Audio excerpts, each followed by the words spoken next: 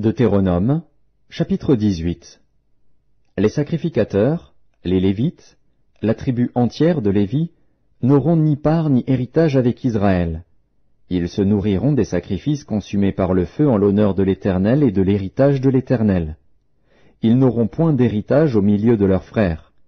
L'Éternel sera leur héritage, comme il le leur a dit. Voici quel sera le droit des sacrificateurs sur le peuple, sur ceux qui offriront un sacrifice, un bœuf ou un agneau. On donnera au sacrificateur l'épaule, les mâchoires et l'estomac. Tu lui donneras les prémices de ton blé, de ton moût et de ton huile, et les prémices de la toison de tes brebis.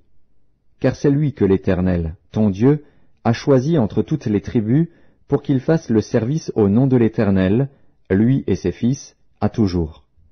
Lorsque le Lévite quittera l'une de tes portes, le lieu quelconque où il demeure en Israël, pour se rendre, selon la plénitude de son désir, au lieu que choisira l'Éternel, et qu'il fera le service au nom de l'Éternel, ton Dieu, comme tous ses frères les Lévites qui se tiennent là devant l'Éternel, il recevra pour sa nourriture une portion égale à la leur, et jouira, en outre, des revenus de la vente de son patrimoine.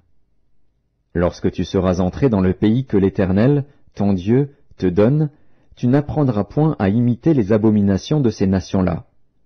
Qu'on ne trouve chez toi personne qui fasse passer son fils ou sa fille par le feu, personne qui exerce le métier de devin, d'astrologue, d'augure, de magicien, d'enchanteur, personne qui consulte ceux qui évoquent les esprits ou disent la bonne aventure, personne qui interroge les morts. Car quiconque fait ces choses est en abomination à l'Éternel.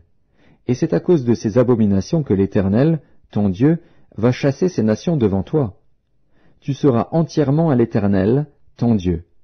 Car ces nations que tu chasseras écoutent les astrologues et les devins. Mais à toi, l'Éternel, ton Dieu, ne le permet pas. L'Éternel, ton Dieu, te suscitera du milieu de toi, d'entre tes frères, un prophète comme moi. Vous l'écouterez.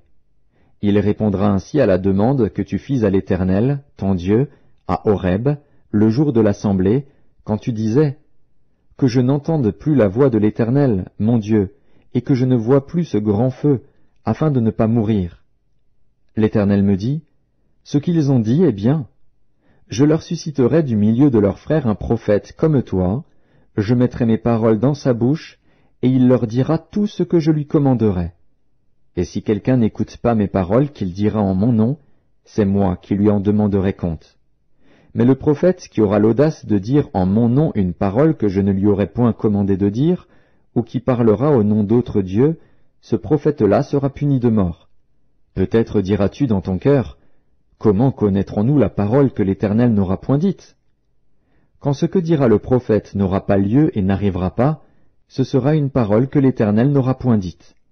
C'est par audace que le prophète l'aura dite, n'aie pas peur de lui.